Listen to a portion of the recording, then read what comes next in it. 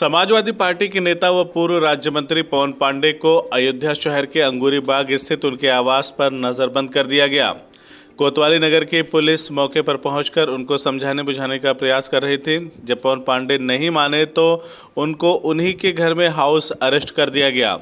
पूर्व राज्य मंत्री पवन पांडे अयोध्या के नए घाट जाने वाले थे, जहां पर वो मीडिया के सामने राम की पैड़ी के निर्माण में हुए भ्रष्टाचार को लेकर राज्य सरकार की पोल खोलने वाले थे, लेकिन अयोध्या पुलिस ने उनको उनके घर में ही नज़रबंद कर दिया। पवन पांडे ने कहा कि जो सरकार के खिलाफ बोलेगा उसकी बोलती बंद कर दी जाएगी, उसको उसके घर में ही हाउस अरेस्ट करा दिया जाएगा। उन्होंने कहा कि 3.5 सालों में भाजपा सरकार ने केवल अयोध्या में लोगों को ठगने का काम किया है, लोगों को छलने का काम किया है। अयोध्या में भाजपा का काम अभी तक धरातल पर नहीं उतरा है। नया घाट टेढ़ी बाजार तक 4 लेन योजना को लेकर व्यापारियों की दुकानों और घर गिराए जाने की योजना है, जिसको लेकर व्यापारियों और स्थानीय लोगों से मिलने जा रहे थे, लेकिन कोतवाली नगर की पुलिस ने उनकी अंगूरी बाग स्थित आवास पर ही उन्हें हाउस अरेस्ट कर दिया। पवन पांडे ने प्रदेश की भाजपा सरकार पर आरोप लगाते हुए कहा कि मुख्यमंत्री योगी आदित्यनाथ अपने कार्यकाल में लगभग 2 दर्जन से अधिक बार अयोध्या आ चुके हैं, लेकिन अभी तक अयोध्या का समुचित विकास नहीं हो पाया है। उन्होंने कहा कि स्थानीय लोगों के साथ साथ अयोध्या के व्यापारी भी बहुत परेशान है। मैं अयोध्या विधानसभा का सेवक हूँ, अयोध्या विधानसभा का पूर्व विधायक। मुझे अयोध्या में लोगों का हालचाल लेने का पूरा हक है और मैं इसी कारण अयोध्या धाम जा रहा था, लेकिन पुलिस ने उनको घर में ही नजरबंद कर दिया। देखिए, सारे किसान आपके सामने बैठे हुए हैं। यहाँ पर धर्मपुर गांव के किसान आए हुए हैं। मामला ये है कि श्री राम एयरपोर्ट का निर्माण हो रहा है। श्री राम एयरपोर्ट में गंजा, कुटिया और धर्मपुर की जमीन ली जा रही है। हमें सबसे पहले आपत्ति तो यह है कि वो जमीन उपजाऊ है, वहाँ पर खेती होती है, बहुत ही उपजाऊ जमीन है। हम पहली बात तो ये कहना चाहते हैं, जिस तरह से अमौसी एयरपोर्ट है, बम्बई का एयरपोर्ट है, दिल्ली का एयरपोर्ट है, सरकार को ये चाहिए कि एयरपोर्ट बनाए आबादी से दूर कहीं, जिससे आबादी को दिक्कत ना हो, उपजाऊ जमीन जो है खराब ना होने पाए।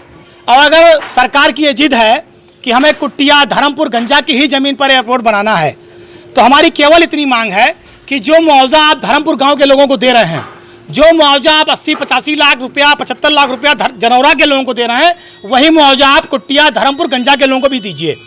क्योंकि जब प्रपोजल एक है, केवल जब एक एयरपोर्ट बनना है तो कहीं रनवे बनेगा, कहीं ऑफिस बनेगा, कहीं लाउंज बनेगा, सारी चीजें हैं, तो मुआवजा भी एक होना चाहिए।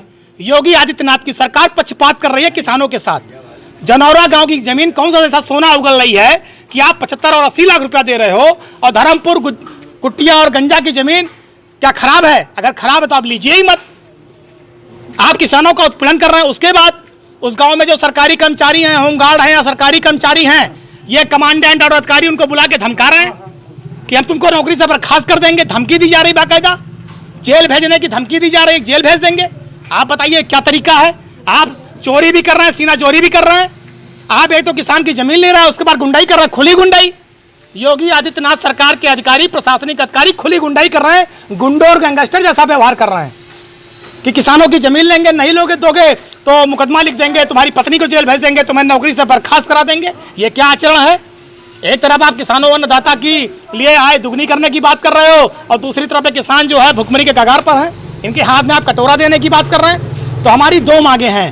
पहले तो सरकार को इस बात पर विचार करना चाहिए कि एयरपोर्ट कहीं आबादी से दूर बने, और अगर गंजा, कुटिया, जनौरा की ही जमीन पर बनाने का आपने मन बनाया है तो एक मुआवजा करिए, एक मुआवजा सभी किसानों को दीजिए। और मैं एक बात कह के अपनी बात खत्म करूंगा कि जिस तरह से श्री अखिलेश यादव जी ने आगरा एक्सप्रेस वे बनाया, पूर्वांचल एक्सप्रेस वे बनाया, सर्किल रेट बढ़ाकर 4 गुना ज्यादा मुआवजा दिया था।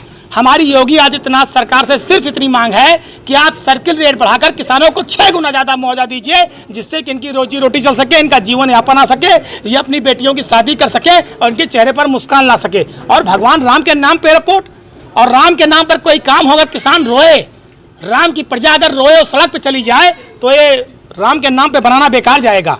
अगर आप प्रभु श्री राम को सम्मान देना चाहते हैं तो किसानों को भी सम्मान दीजिए और इनके चेहरे पर मुस्कान लाइए। CIB इंडिया न्यूज की सभी खबरों को देखने के लिए लाल रंग की बटन को दबाकर चैनल को सब्सक्राइब जरूर करें, घंटी जरूर दबाएं ताकि हमारी सभी खबरों के नोटिफिकेशंस आप तक पहुंचते रहें।